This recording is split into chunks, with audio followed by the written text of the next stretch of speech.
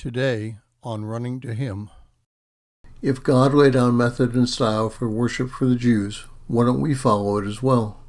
Today's reading is Exodus chapter 24, verse 1 through 25:9, and we'll be concentrating on chapter 25, 8 through 9. Exodus chapter 25, 8 through 9 says, "Let them construct a sanctuary for me, that I may dwell among them, according to all that I am going to show you, as the pattern of the tabernacle and the pattern of all its furnitures, just so you shall construct it." Now there is an argument in the Christendom as to the way we worship. Those from the Eastern Orthodox and Catholic side of Christianity say that it is their style of worship that's the correct manner for worshiping God. Those from the high Protestant view, such as Anglican, Episcopalian, and some Lutheran Churches, modified the first side and had a similar but different style. Finally, those remaining in Protestant churches are all over the map on styles of worship, but according to our reading, God demanded a particular style and form from the Israelites. Why is it not the same for Christians? My response could be, what a great question, next question please, but instead I will give you some of my insight. Some of you will accept it, others will not. God gave the Israelites through Moses very explicit instructions as to their worship. That demand is still enforced, and even though the Jews don't have a temple and haven't had it for 2,000 years.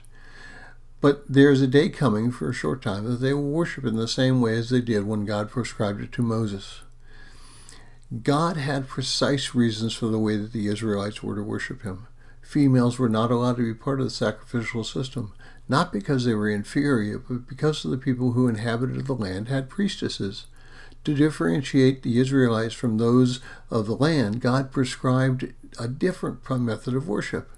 Remember in yesterday's reading, he told the Israelites they were not to bring Canaanite religions into their worship because of the evil it would also bring. Israel was to be different. As to our worship today, the answer is a little messier. In the first century, many of the Christians worshipped in the synagogue.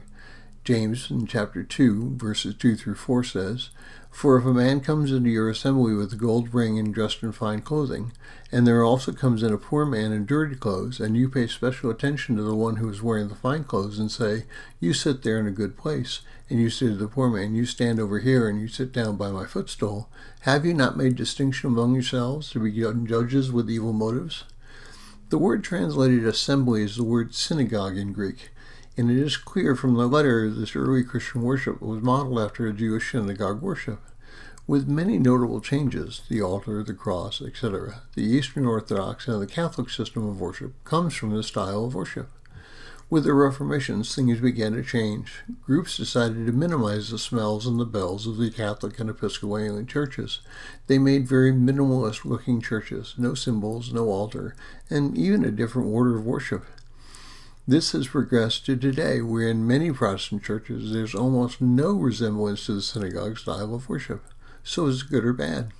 Now the answer is both yes and no. When we take our eyes off of the worship of God and place it on worshiptainment, being entertained at the church, then it's bad.